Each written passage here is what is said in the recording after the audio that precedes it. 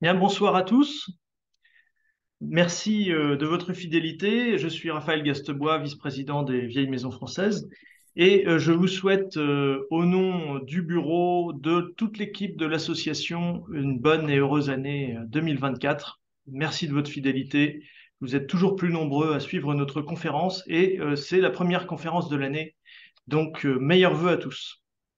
Alors, pour démarrer cette année 2024, nous retrouvons Michel Audoui, architecte paysagiste, enseignant à l'École nationale supérieure du paysage de Versailles, qu'on ne présente plus, mais je le présente, puisque comme on est de plus en plus nombreux, il a un auditoire large ce soir, et secrétaire général de la Fédération française du paysage.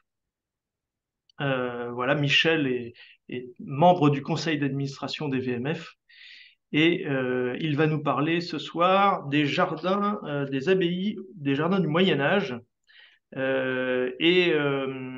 Cette conférence de ce soir fait partie d'un cycle de conférences en ligne, VMF, sur les jardins, qui est donné par Michel Audoui. Donc, vous êtes, pour les fidèles, vous reconnaîtrez ses propos qui sont toujours passionnants. Et ce soir, je crois que le thème est tout à fait intéressant, comme d'habitude, mais avec une dimension médiévale particulière. Alors peut-être Michel nous a mis dans une ambiance lumineuse médiévale ce soir, mais en tout cas, il va nous montrer des choses très lumineuses. Donc je te passe la parole, Michel, et c'est à toi. Merci Raphaël. Je vais partager l'écran. Bonsoir à toutes et à tous. Alors,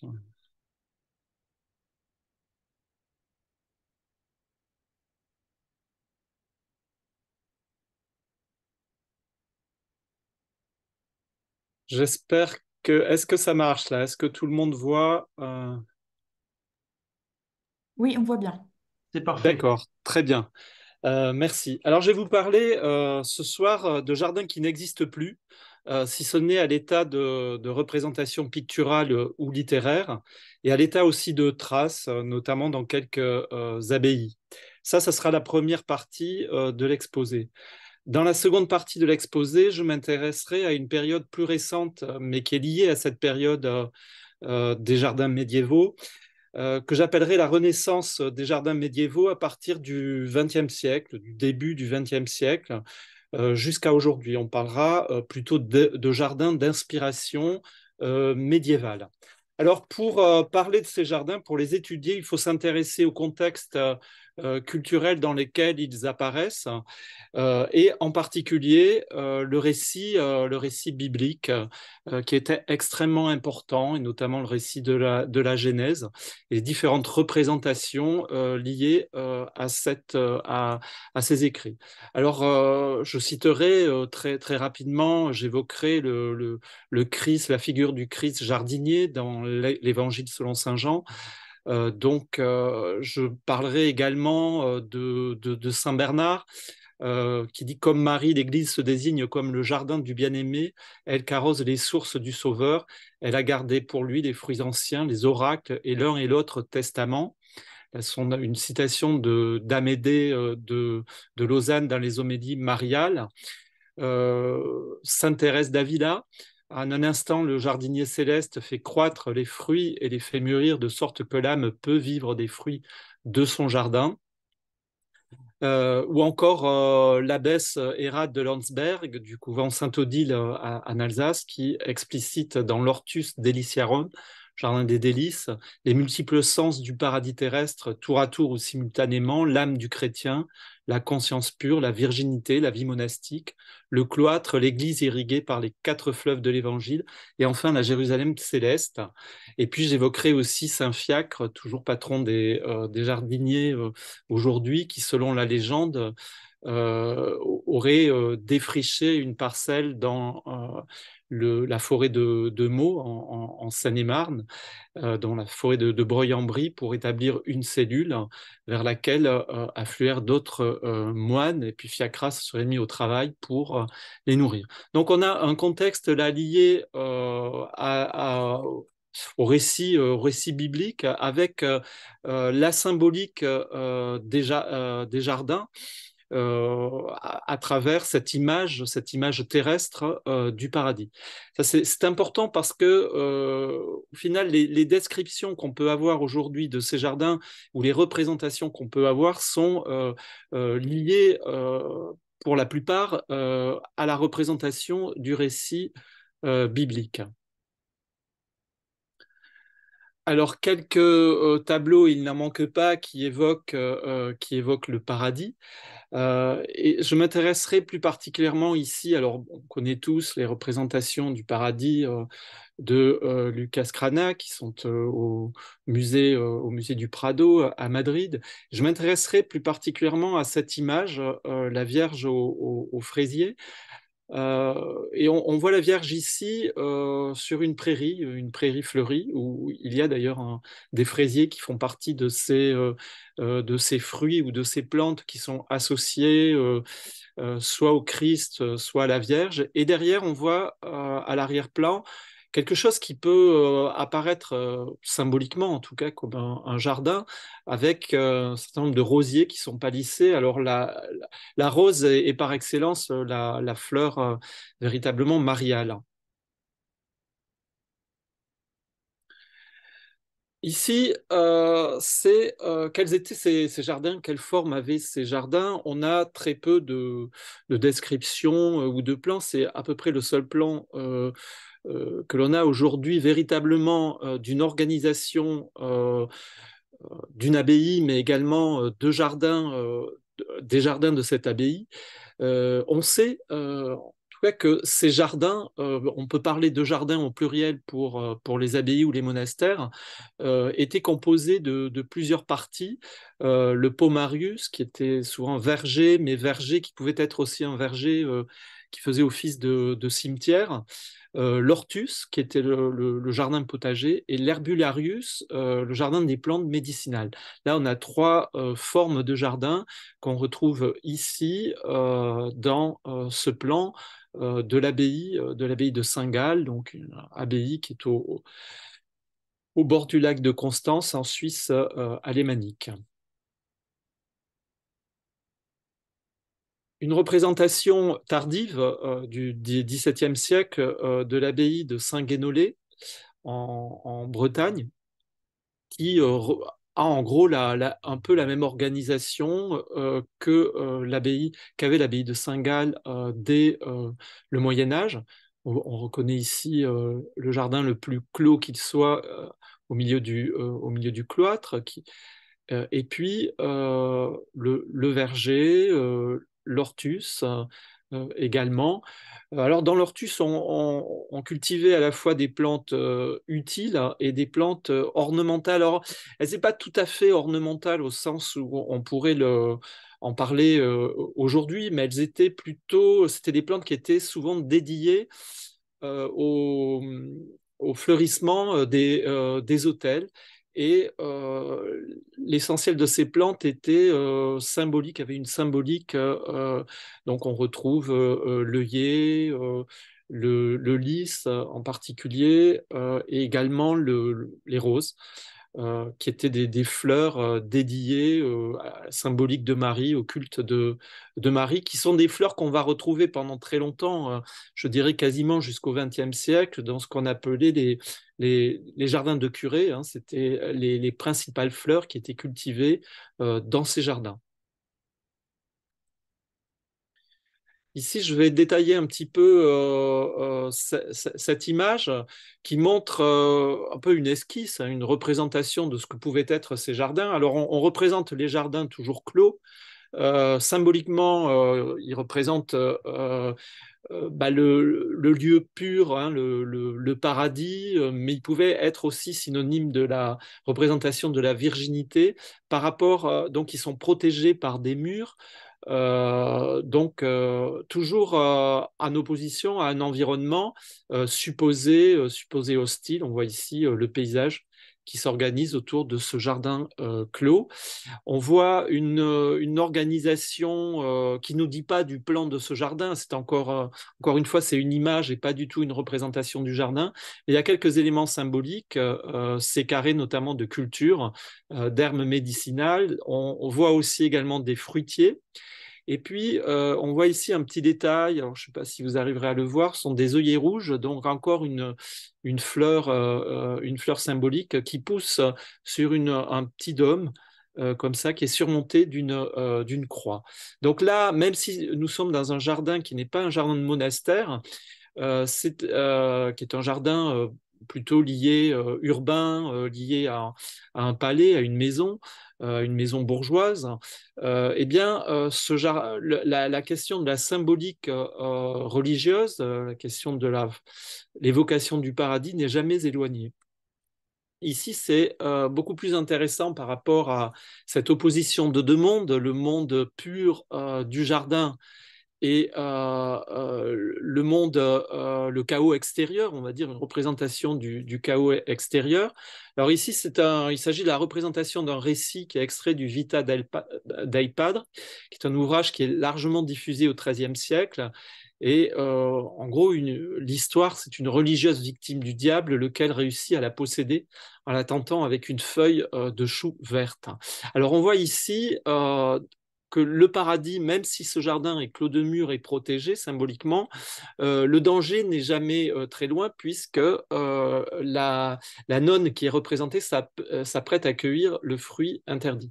Donc on voit là tout le récit biblique qui illustre toute la symbolique des jardins durant toute la période médiévale. Alors ce qu'on peut voir aussi, c'est l'esquisse d'une forme qu'on voyait déjà dans le plan de l'abbaye de Saint-Gall, ce plan en croix qui est un héritage lointain sur lequel je vais revenir et qui représente symboliquement les 4 fleuves du paradis. Vous avez ici un certain nombre d'images qui représentent des jardins à la fois dans un cadre religieux et dans un cadre laïque, qui sont des images qui sont issues de la fin plutôt du Moyen Âge. Et chacune représente un certain nombre de jardins. On retrouve toujours le clos, les carrés qui sont représentés, des arbres palissés. On reconnaît à la fois des fleurs et des arbres fruitiers, parfois des herbes aussi utiles. On est toujours dans l'utile et l'agréable et le symbolique également, et systématiquement la présence d'eau également qui est au cœur du jardin et qui structure le jardin. Je fais un petit peu un parallèle entre cet extrait là de représentation du paradis de Lucas Cranach et ici cette représentation du maître de Francfort, qui est une représentation on va dire dans une scène laïque, hein, on est dans un palais plutôt, là, mais qui est censé évoquer aussi une représentation, une forme de paradis. Donc paradis terrestre, et là une représentation du paradis céleste. Encore une fois, le jardin dans toute la période médiévale va incarner une représentation terrestre du paradis céleste. Ici, sur ce tableau, on voit le roi René d'Anjou dans son cabinet en pleine étude de planches de botanique et derrière son jardin, à l'arrière-plan, qui est toujours clos de murs, divisé en carrés. Voilà, toujours ce système de carrés, cette organisation en croix, et puis la présence de l'eau. Encore une fois, on est là dans une représentation très symbolique qui ne dit pas grand-chose de ce que pouvait être le jardin de René d'Anjou. Alors, l'Orient biblique est toujours en arrière-plan parce que finalement, toutes les références et les descriptions qu'on peut avoir dans l'Ancien Testament du jardin est un jardin d'Orient. Alors là, à l'écran, vous avez une citation d'un roman qui n'est pas religieux, qui est le roman de la Rose, qui est écrit à Paris vers 1230 et qui évoque un jardin qui n'est absolument pas un jardin parisien, enfin tel qu'on pouvait les voir à Paris en 1230. Il est question de figuier, il est question de dattier, il est question d'épices. Bref, on est bien là dans la description d'un jardin véritablement oriental. Quand on reprend un extrait de la Genèse, je lis, le Seigneur Dieu planta un jardin en Éden, à l'Orient, et il y plaça l'homme qu'il avait formé. Le Seigneur Dieu fit germer du sol tout arbre d'aspect attrayant et bon à manger, l'arbre de vie au milieu du jardin, et l'arbre de la connaissance de ce qui est bon ou mauvais. Un fleuve sortait d'Éden pour irriguer. De là, ils se partageaient pour former quatre bras. L'un d'eux s'appelait Pichon le jaillissant. Le deuxième fleuve s'appelait Guillon. Le troisième s'appelait le Tigre. Il coule à l'orient d'Assour. Le quatrième fleuve était l'Euphrate. Le Seigneur Dieu prit l'homme et l'établit dans le jardin d'Éden pour cultiver le sol et le garder. Et on voit là que tout est dit finalement de la symbolique du jardin et même du plan, puisque le plan du jardin médiéval va évoquer dans un système de carrés qu'on voit ici, cette division en quatre du monde qui peut être tour à tour les quatre fleuves du paradis ou les quatre évangélistes. Donc il y a toute une symbolique qu'on va voir et qui est issue d'une écriture qui s'est inspirée évidemment de l'Orient.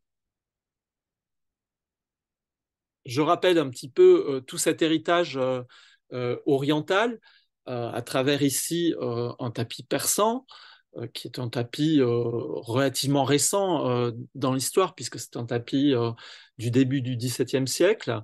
Ici, on a toute cette organisation qu'on retrouve encore dans des jardins existants, toujours à partir de l'eau, et une division. Et puis ici, on a un plan, enfin une vue aérienne du cloître de l'abbaye de Royaumont, où on trouve systématiquement, dans les cloîtres en particulier, cette division en croix, comme ça, avec l'eau qui est toujours au centre, soit à travers un puits, soit à travers un bassin, mais il n'est pas rare, effectivement, qu'on ait l'eau au centre et qui divise finalement le jardin en quatre. Et puis cette représentation ici d'un jardin oriental où on retrouve le même plan.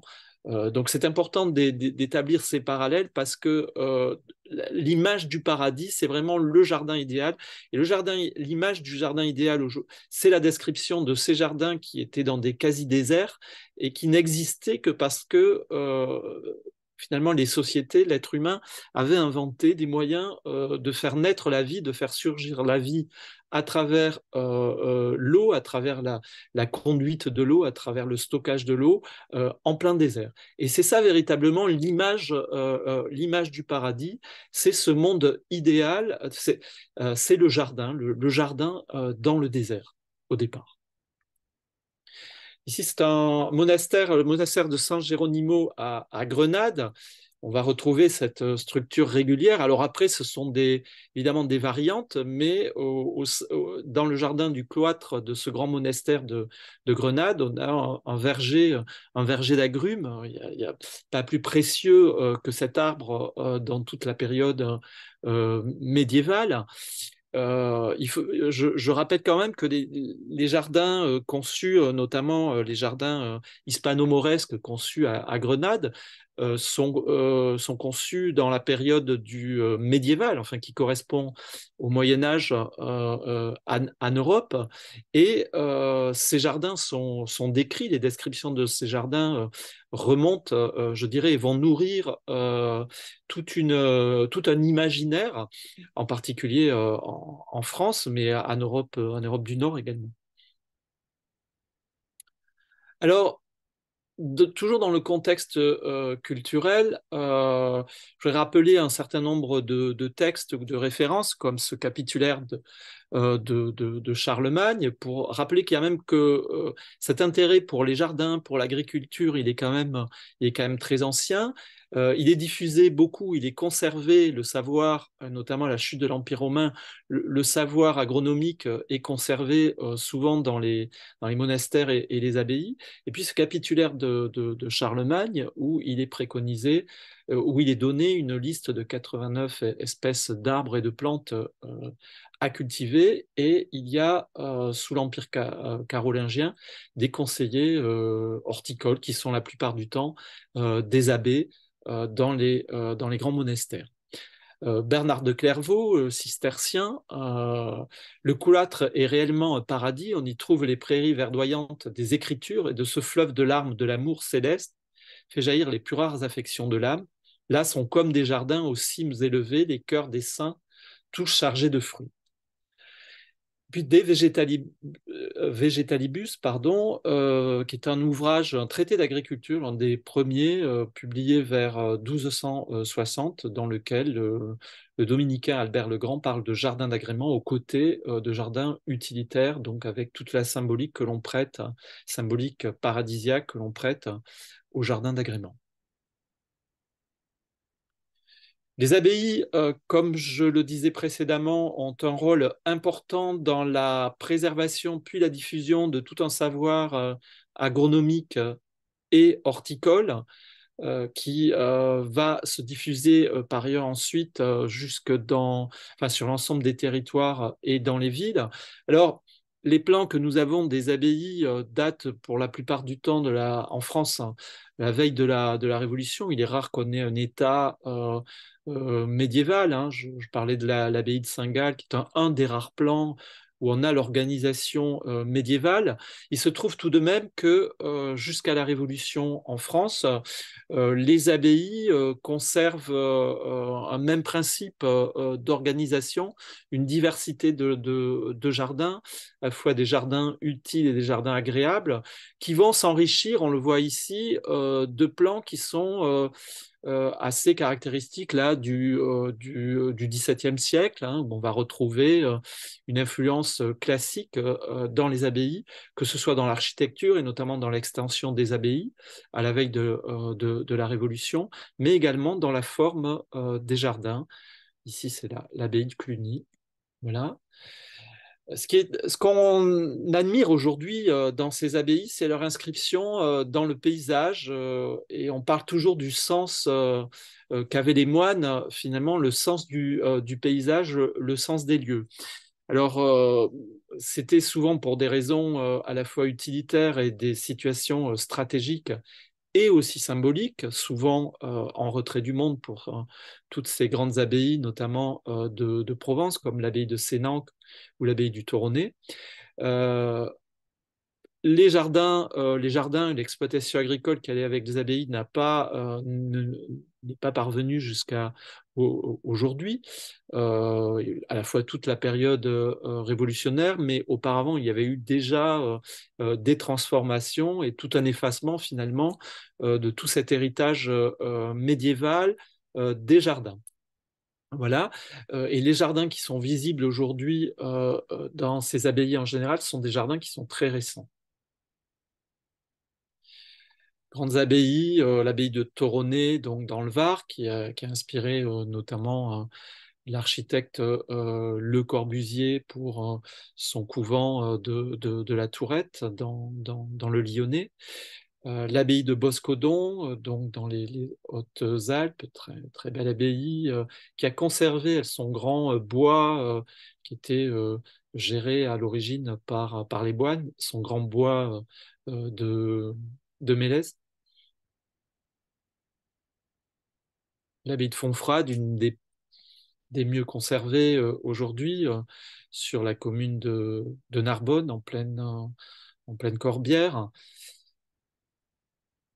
On voit qu'elle s'inscrit dans un vallon avec toute une organisation. On trouve des jardins dont je reparlerai, mais qui correspondent pas, qui sont pas des jardins médiévaux à proprement parler. Et puis tout un bois qui avait été aménagé, qui était un lieu de promenade et de méditation pour les moines, et qui a été transformé ensuite au XVIIIe siècle, puis au début du XXe siècle.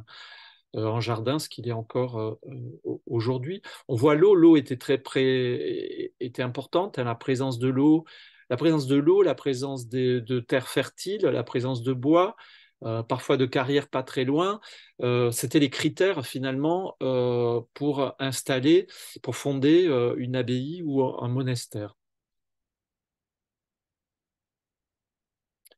L'abbaye de Port-Royal, des Champs, dont il ne reste que quelques vestiges aujourd'hui. On voit là une gravure du XVIIe siècle avec toujours cette organisation au fond assez rationnelle où on retrouve à la fois le cloître et puis les différents jardins, vergers, hortus, donc utiles et agréables.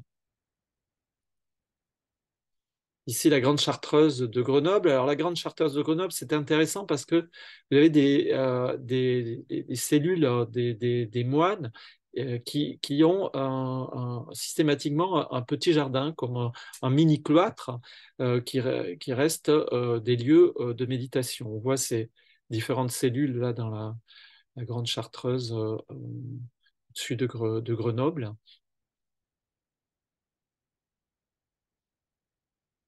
Alors, la question du jardinage est symbolique dans les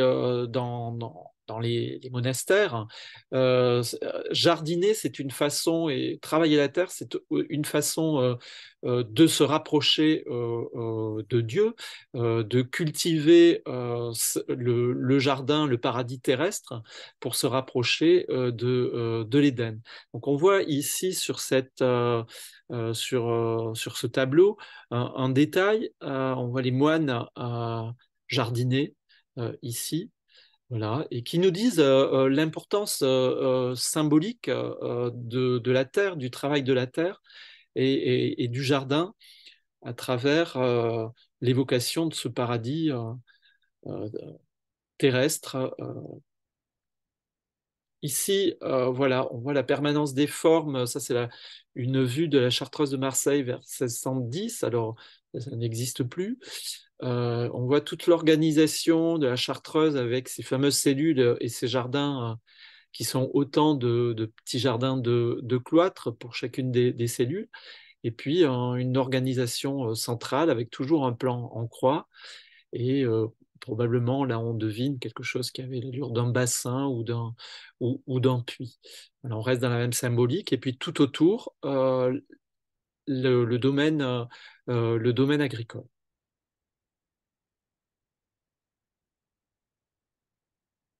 Couvent des Chartreux à Paris. Alors ici, le couvent des Chartreux en fait aujourd'hui sur le territoire du couvent des Chartreux, il y a la ville en partie, l'axe de l'observatoire qui va s'ouvrir à partir de la Révolution quand le couvent des Chartreux est nationalisé et disparaît. Puis il y a le lycée Montaigne.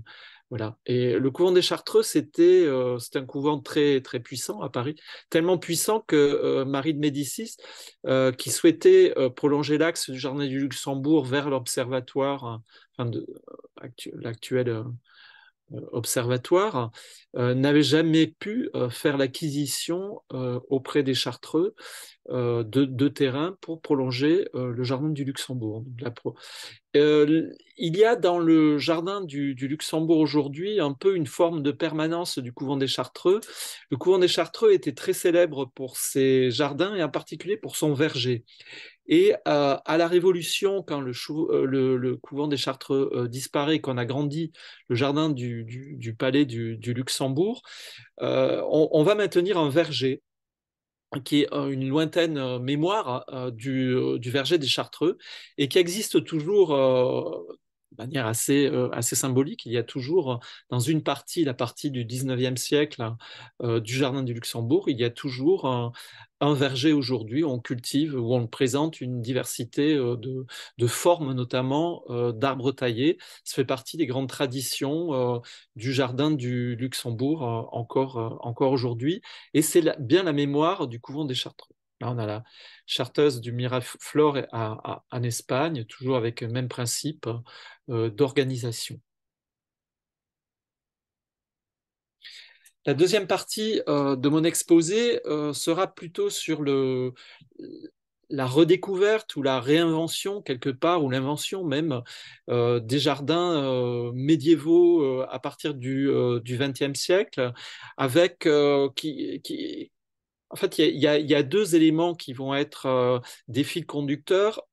Tout d'abord, dans la première partie du XXe siècle, c'est un petit peu la mise en valeur de sites, notamment avec des ruines comme Jumièges, comme Beauport en Bretagne ou encore l'abbaye de Chaly.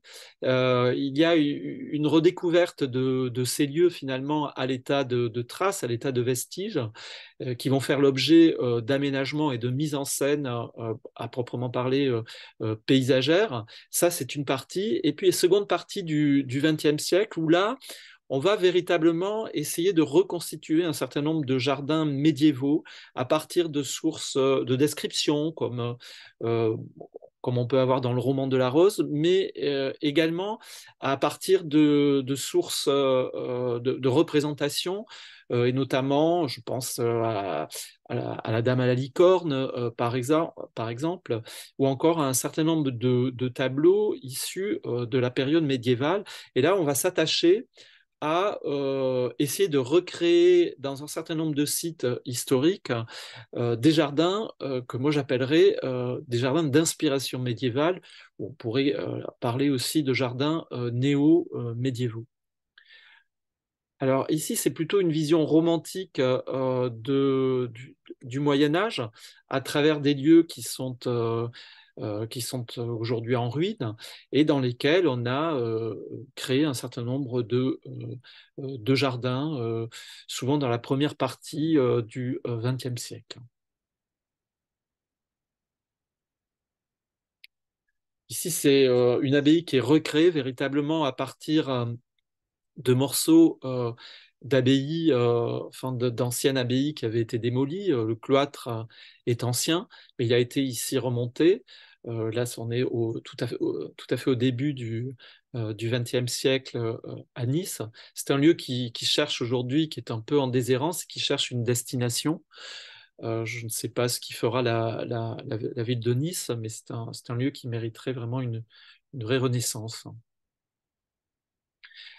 Une des plus belles réinventions, c'est celle qui s'opère à l'abbaye de Fontfroide, donc au début du XXe siècle, abbaye qui est acquise donc par la famille Fayet, qui est une famille de mécènes, de personnalités qui s'intéressent beaucoup au milieu de l'art en général et de l'art de leur temps également. Et c'est à partir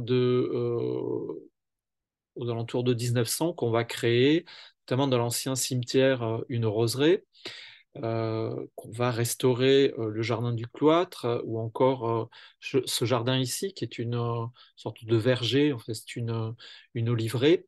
Et puis, cette partie-là, qui est une partie plus sauvage, qui va être réhabilitée également. Donc, véritablement, c'est un ensemble de jardins à Fontfroide qui renaissent dès le début du XXe siècle. Je dirais que l'histoire se poursuit encore. C'est toujours la même famille qui veille aux destinées de cette abbaye et qui est notamment très active sur la valorisation du paysage et du patrimoine des jardins de leur abbaye.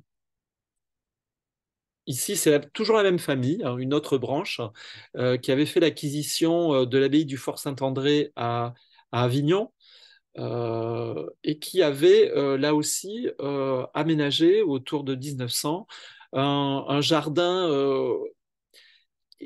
qui certes porte un peu certains éléments un peu de l'idée du jardin de cloître, mais que c'est complètement réinterprété. C'est une réinterprétation totale, mais il y a une espèce de déambulatoire qui est recréé ici. Tout ça est un jardin purement de 1900 dans ses formes, mais qui tire ses sources d'inspiration dans le lieu lui-même, dans ce que portait le lieu, et dans toute une lecture avec vraiment beaucoup de recul de la période médiévale. C'est un très beau lieu que je recommande en particulier. Et d'ailleurs, VMF avait donné un prix à ce jardin il y a 3 ans environ. On avait souligné notamment la gestion de ce jardin est tout à fait remarquable. Depuis le début des années 1990, on a recréé beaucoup de jardins dans des lieux, dans des cloîtres, dans des monastères ou dans des châteaux ou des domaines, hein, souvent qui étaient l'héritage de cette époque médiévale. Donc on a repris des formes toutes simples, hein, voilà, qui parfois ont perduré d'ailleurs, hein, jusqu'au XXe siècle. Toujours le plan en croix, cette distribution en croix, avec au centre ici un bassin, mais on a souvent un puits et puis des plantations qui étaient encore horticoles, je dirais, au début du XXe siècle et qui se sont enrichies de plantes évoquant la période médiévale, notamment de plantes médicinales, de plantes tinctoriales. Il y a eu tout un intérêt dans les années 1990 pour toutes ces plantes, un intérêt qui se poursuit, hein, encore aujourd'hui. C'est aussi le retour dans ces jardins des fruitiers combinés à l'ornement, à des plantes d'ornement, donc des plantes utiles, des plantes productives associées à des plantes d'ornement. C'est une évolution. Je pense que ça correspond aussi au goût de notre époque pour tout ce qui est plus naturel, tout ce qui peut être lié à la campagne, à la nature, des formes finalement qui sont beaucoup plus séduisantes pour notre société.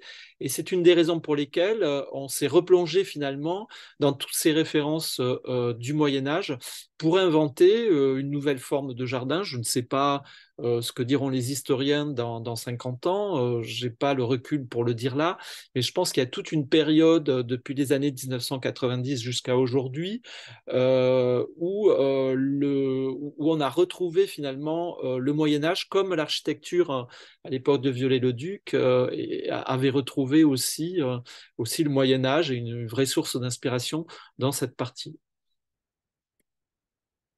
Une des créations les plus remarquables, probablement en France, c'est le prieuré d'Orsan. Donc, c'est un prieuré à l'origine, donc il n'y avait plus de jardin. On n'a pas recréé un jardin, on n'a aucun document pour parler véritablement de ce qu'était le jardin du prieuré d'Orsan à l'époque médiévale ou à la Renaissance. Donc, c'est vraiment une création complète, qui s'inspire, qui est parfois très documentée, hein. Il y a une vraie recherche de ce que pouvaient être les essences d'arbres, ce que pouvaient être les matériaux utilisés, beaucoup le bois évidemment. Il y a toute une esthétique qui s'inspire, qui a été tirée notamment de documents, de nombreuses représentations. Mais c'est une véritable invention en même temps de la fin du XXe siècle. Pareil ici, c'est un lieu remarquable que nous avions récompensé également dans le cadre du prix jardin des VMF. C'est le jardin des Cinq Sens à Ivoire. Alors typiquement, c'est une création du début des années 1990 où la grande source d'inspiration pour les jardins était toute cette période médiévale. Ici, c'est un cloître végétal qui a été créé avec des charmes. On voit toujours le plan très efficace, hein, plan en croix, le haut milieu, et puis des carrés, bon, une structure un peu taillée, ornementale, et puis des carrés dans lesquels on cultive tout un tas de plantes qui sont étiquetées, parce que le jardin des Cinq Sens, c'est un jardin qui est aussi un jardin botanique aujourd'hui, destiné enfin, qui est visité par un grand public. Et donc, il y a beaucoup d'étiquettes qui parlent à la fois de plantes à parfum, de plantes médicinales, de plantes tinctoriales. Toute cette curiosité finalement de notre époque, curiosité qui perdure encore, pour toutes ces plantes liées aux soins notamment. Toujours la réinvention du parterre médiéval à Ivoire. Donc, c'est vraiment un jardin de la fin du XXe siècle, Ivoire, jardin que je recommande tout particulièrement et qui s'inspire, encore une fois, de toute l'iconographie et de tout l'imaginaire des jardins médiévaux. C'est un très beau jardin également, c'est un jardin privé à Bois-Richeux. C'est un site, c'est un bâtiment ancien. Et pour beaucoup de bâtiments, on a valorisé beaucoup de bâtiments historiques en aménageant des jardins, hein, des bâtiments à peu près de cette époque médiévale ou un petit peu après. Et on les a accompagnés très souvent à la fin du XXe siècle. On les a prolongés, on a prolongé l'intérêt de la visite, je dirais, par des jardins. Parfois, le jardin même dépasse le bâtiment. On peut dire que c'est le cas à Bois-Richeux. Donc, toujours système de carrés comme ça. On retrouve ici un certain nombre de bordures avec de l'osier tressé qu'on retrouve dans des représentations, hein, dans une partie de l'iconographie des jardins médiévaux. Après, bon, on l'a un peu utilisé systématiquement aussi, hein, quelquefois. Systématiquement, jardin médiéval dit forcément des bordures à osier tressé. Ici, on retrouve le plan en croix, ce dispositif toujours en croix, 4 carrés. Mais c'est encore une fois, c'est réinterprété, hein. Ici, on l'imagine avec un petit bassin, 4 carrés qui sont délimités par des pavés. Tout ça, c'est vraiment une pensée, c'est issu d'une pensée du XXe siècle, de la fin du XXe siècle. On va retrouver dans toute la palette végétale une association des légumes, des fleurs, parce que le jardin médiéval, enfin les jardins médiévaux, n'opposaient pas finalement le jardin utile et le jardin agréable. Ça va perdurer pendant probablement toute une partie de la Renaissance euh, pour la France, en tout cas. Et c'est vraiment à partir véritablement du XVIIe siècle, du tout début du XVIIe siècle, qu'on va séparer l'agrément de l'utile et qu'on va commencer à organiser des grands potagers comme le potager du roi à Versailles. L'abbaye et le collège de Thiron-Gardin, donc dans le Perche, avec là aussi un jardin, on va dire, néo-médiéval, avec des structures en bois. Là, il y a tout on imagine en fait des structures telles qu'elles pouvaient être à cette époque. Bon, mais ça tombe bien, ça correspond tout à fait à l'ère du temps, à notre goût pour tout ce qui est naturel, qui fait appel à des matériaux naturels. Et ça correspond aussi à une manière très écologique finalement de conduire un jardin aujourd'hui, c'est-à-dire en mêlant différentes espèces qui vont créer un équilibre dans l'ensemble du jardin. Bon, il est question de permaculture, mais la permaculture va beaucoup avec la forme finalement du jardin néo-médiéval qui mélange les espèces. Ce sont des jardins où on associe aux légumes des fleurs, etc. Tout ça dans un échange, dans une symbiose euh, qui va permettre finalement la gestion d'un jardin écologique, en agroécologie. Voilà. Alors l'abbaye de Royaumont, vous voyez, on retrouve toujours les mêmes principes, hein, un peu, ça devient un peu systématique aussi, hein. Dernières années, on retrouve systématiquement dans les jardins médiévaux ou d'inspiration médiévale, systématiquement ce type de bordure. Ça, c'est le cloître, jardin du cloître de Royaumont, qui lui a été imaginé un petit peu dans une forme plus classique. L'abbaye de Beauport, qui est gérée aujourd'hui par le Conservatoire du Littoral, où là, on a un peu toutes les approches. Il y a un verger qui a été recréé, un verger de plein vent. Il y a un jardin dans les ruines qui est très romantique, donc c'est intéressant. Là, encore une fois, c'est une manière de réinterpréter l'héritage médiéval, mais avec ce qui reste finalement de cet héritage. Ici, c'est encore un lieu qui a été, c'est l'abbaye de Combelongue, enfin ce qu'il en reste en Ariège, et qui a été, qui est une abbaye privée et qui a été aussi un prix VMF.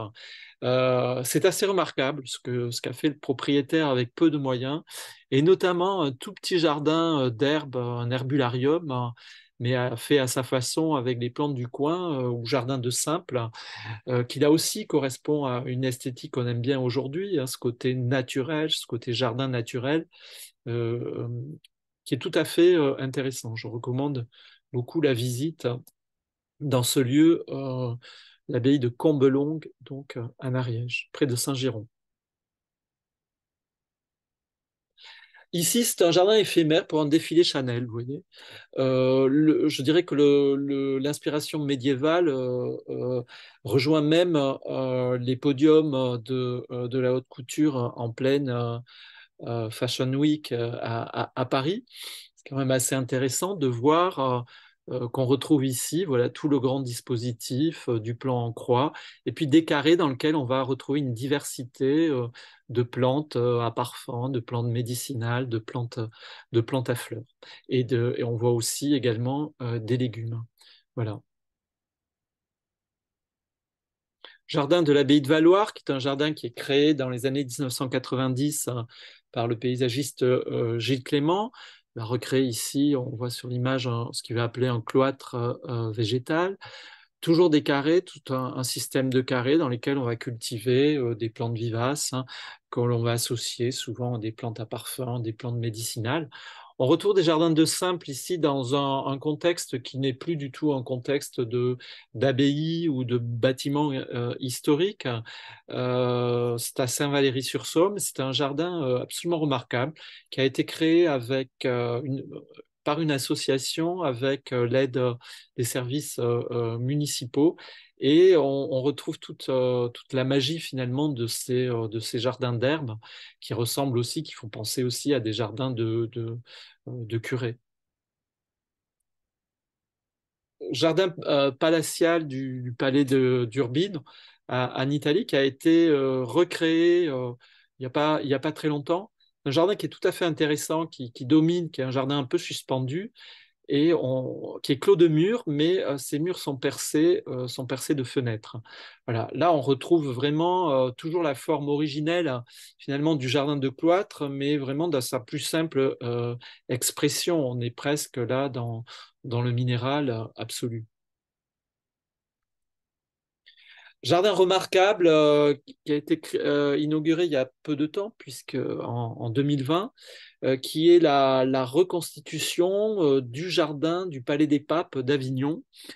Alors, c'est une reconstitution, c'est plutôt, je préfère parler d'une invention ou d'une réinvention du jardin du Palais des Papes, mais c'est le travail qui a été fait est absolument remarquable. Il y a eu tout un travail de recherche sur ce que pouvait être ce jardin, à la fois dans les textes. Il y a eu un travail sur place d'archéologie qui a fait qu'on a retrouvé ici probablement ce qui était une espèce de rigole de distribution de l'eau. Et après, fort un peu de ces éléments un petit peu quand même assez peu précis, mais avec ça a été un point de départ finalement pour créer véritablement un jardin qui s'inscrit dans l'histoire et dans la continuité peut-être de ce qu'était le jardin du Palais des Papes d'Avignon, mais également qui réinterprète complètement ce que pouvait être un de ces jardins. Alors c'est un jardin qui accueille une diversité essentiellement de plantes, toute une palette de plantes méditerranéennes et proche orientales, c'est-à-dire qu'il pouvait y avoir à l'époque médiévale dans le jardin du Palais des Papes. Voir quelques détails sur ce jardin. Le lieu est absolument remarquable, le jardin est remarquable et le lieu est absolument remarquable. D'autres créations et parfois qui rejoignent, comme ici à l'abbaye du Toronnet, ce labyrinthe qui est installé provisoirement. C'est intéressant parce que les labyrinthes, on en retrouve sur sur les pavés des églises hein, à l'époque médiévale. Ici, c'est un artiste qui a proposé le temps d'un été, de recréer cette forme qui s'inspire des labyrinthes dans le cadre ici de l'abbaye du Tournai. Ici, c'est le jardin du Carmel du Havre, qui est une conception là aussi très récente du début du XXe siècle, qui est donc nommé le Jardin du Silence, et qui est une création, là, véritablement, c'est une commande du Carmel au paysagiste Samuel Craquelin, et c'était une forme d'ouverture finalement du Carmel sur la ville, puisque ce jardin est visité par le public.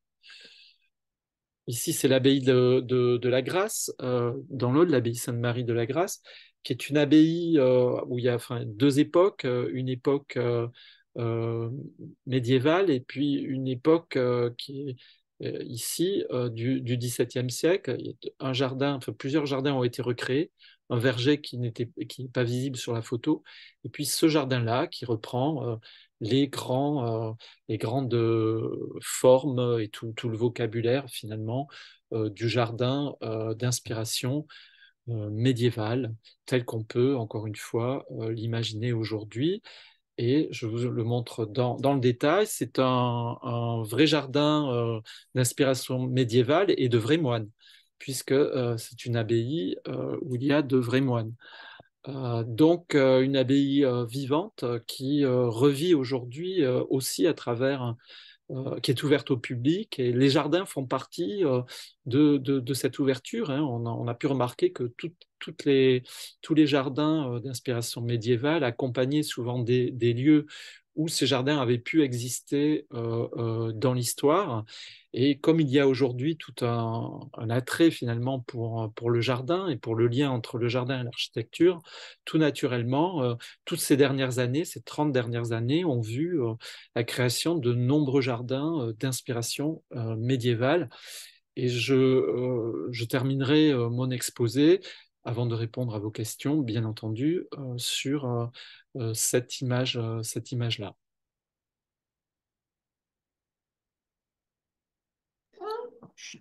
Merci beaucoup, Michel.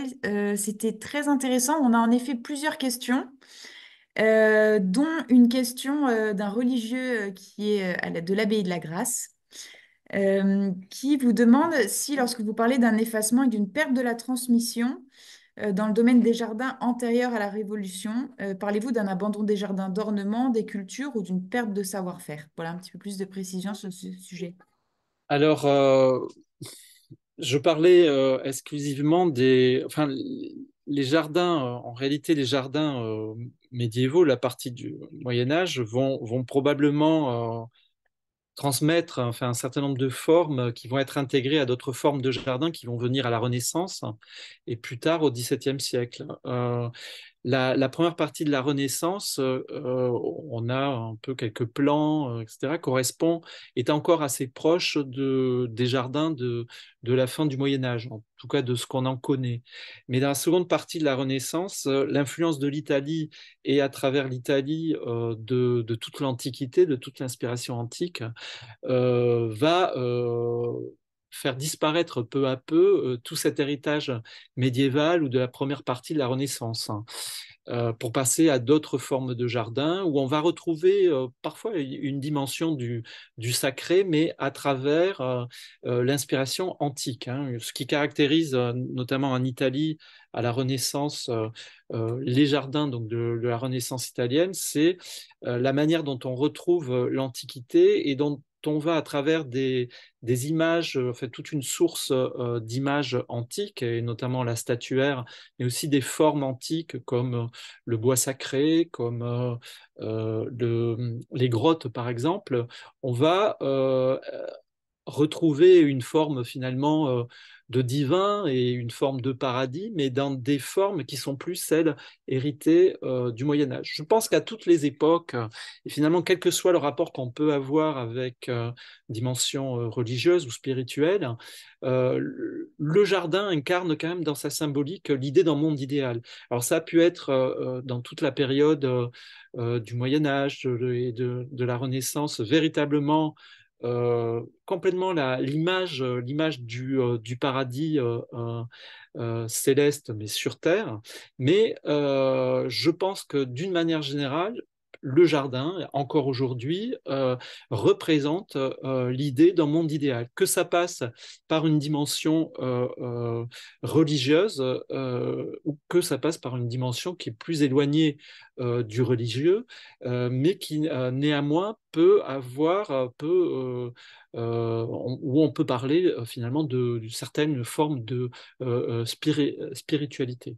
Je pense que à toutes les époques, les sociétés qui se sont succédées ont toujours mis beaucoup dans le jardin, beaucoup d'espoir dans les formes, dans les différentes formes de jardin.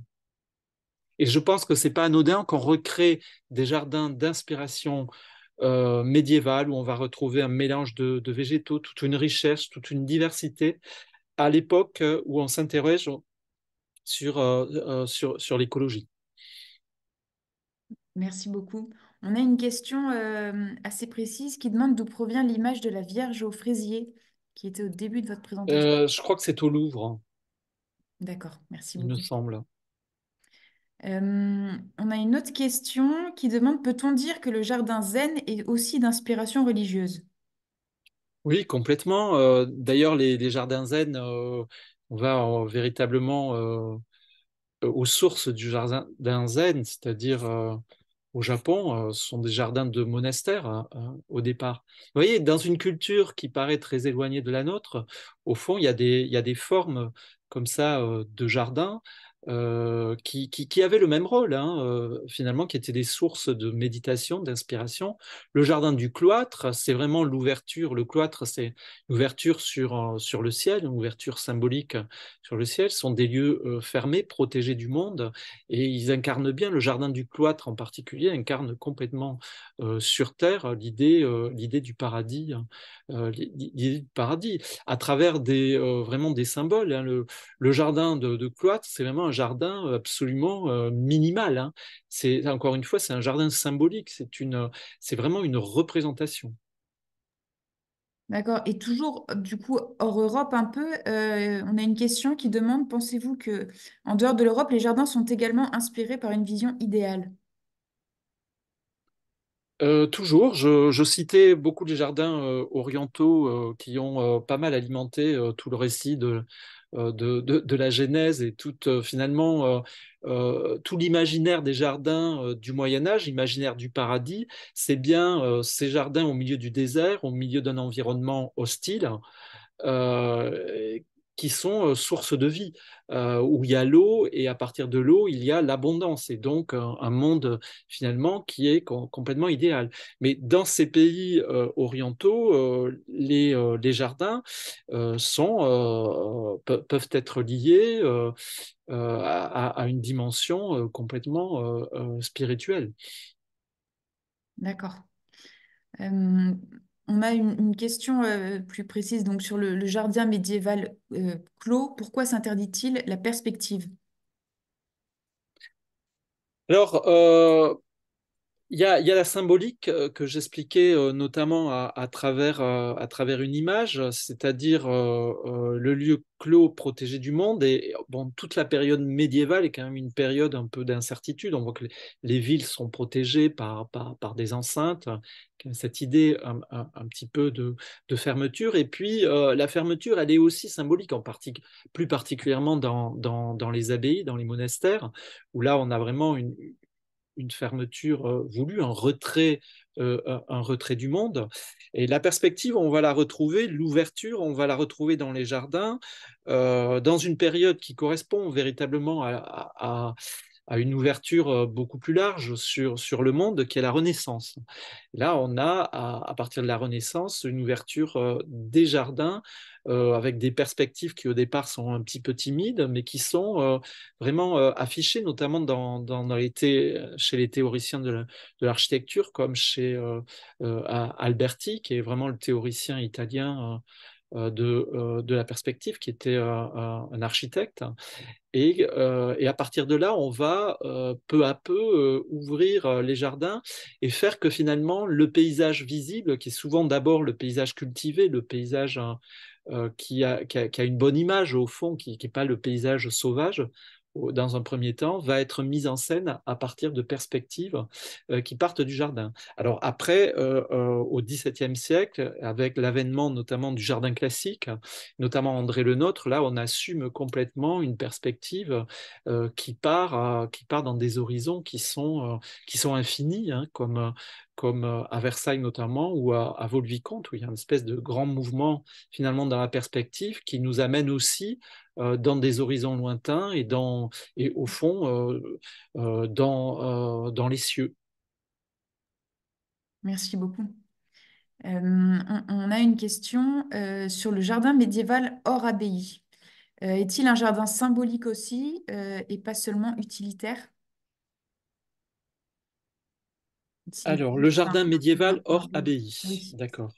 Oui, je pense de toute façon que dans des jardins, enfin, que j'ai qualifiés laïques, qui pouvaient être des jardins de grands bourgeois, de princes, etc., qu'on retrouvait dans les villes, hein, dans les villes du médiéval, il y a vraiment des jardins qui ne sont pas associés effectivement à un couvent ou à une abbaye ou à une église. Je pense que la dimension symbolique est un petit peu liée au paradis, au religieux, existe. Alors on n'est pas évidemment dans la même, dans la pratique qu'on peut avoir du jardin dans le monastère, bien évidemment. Le jardin est, on peut le qualifier de lieu de loisirs, d'expression de la richesse aussi, hein. Les jardins sont aussi des lieux où le propriétaire du jardin, l'ordonnateur du jardin, se représente, hein. Donc ça, il faut quand même pas l'oublier. Et on voit dans ces représentations de la période médiévale, on voit ces jardins qui sont des jardins avec des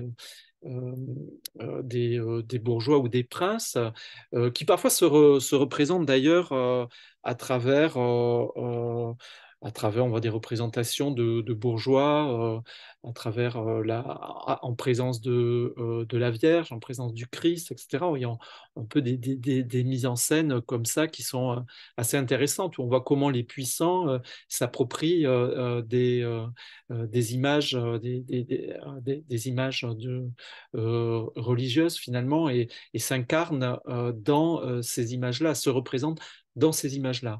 Donc on ne peut pas tellement dissocier, je dirais, y compris hors des abbayes et d'un cadre religieux, ces jardins d'une symbolique du paradis, d'une symbolique religieuse, même si voilà, un certain nombre d'autres critères parfois prévalent, même dépassent peut-être déjà dès le Moyen Âge la dimension symbolique et religieuse.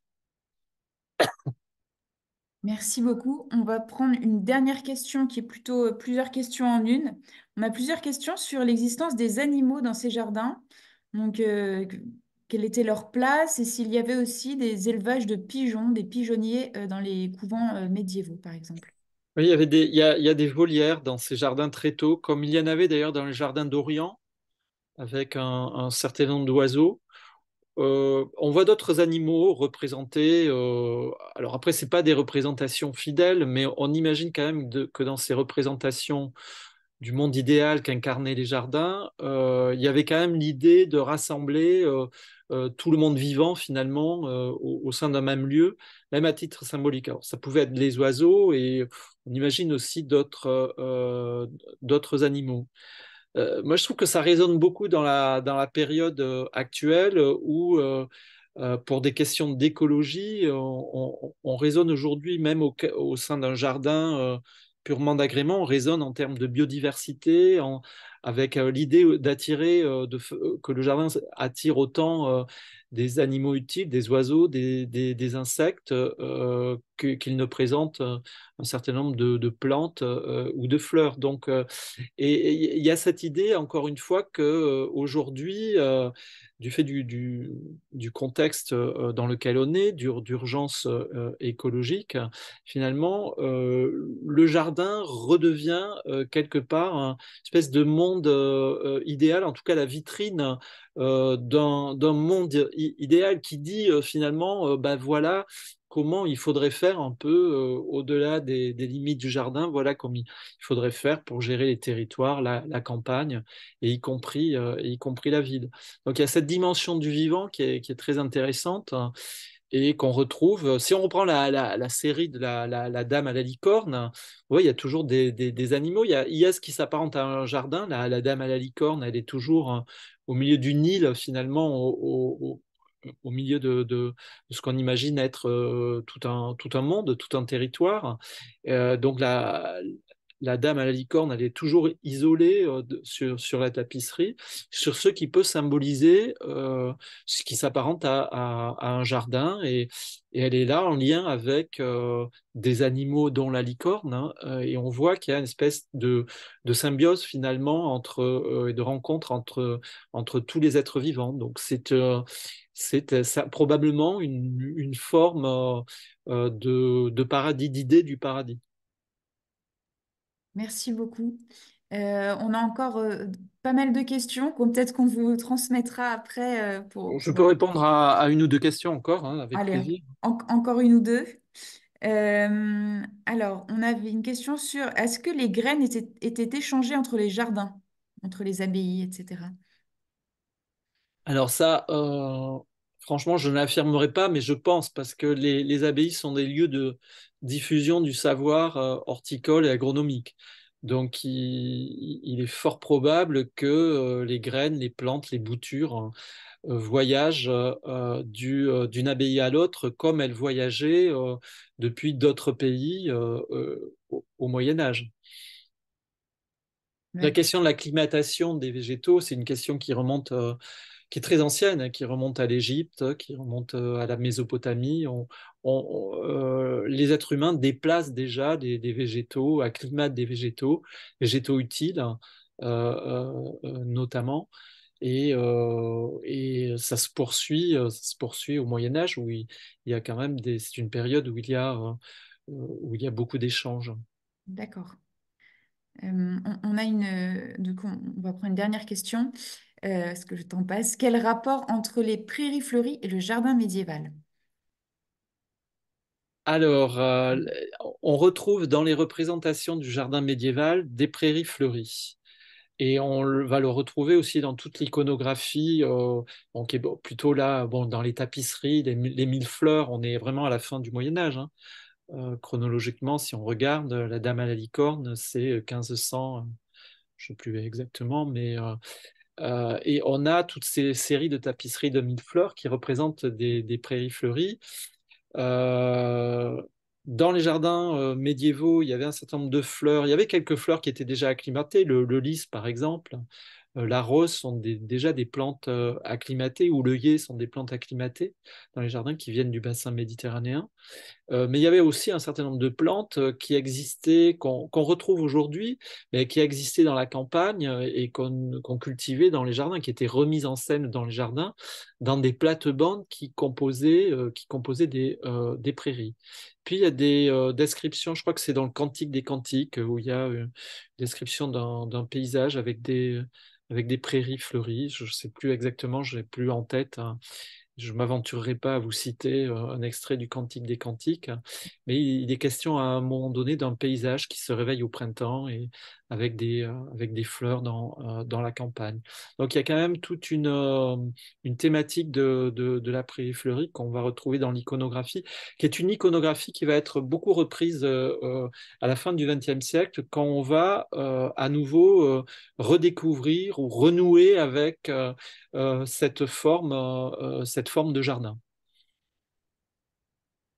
Très bien. Merci beaucoup. Je vous en prie. Je rappelle à nos auditeurs que vous recevrez l'enregistrement de cette conférence. Donc, pour ceux qui veulent l'écouter, la réécouter, retrouver des informations, etc. Et que vous recevrez bien sûr les prochaines invitations pour nos prochaines conférences dans les semaines à venir. En tout cas, merci beaucoup à vous, Michel Audoui, pour cette passionnante conférence. On a été très nombreux ce soir. Je remercie aussi tous les participants et je vous souhaite à tous une très bonne soirée. Merci, merci à toutes et tous et à bientôt.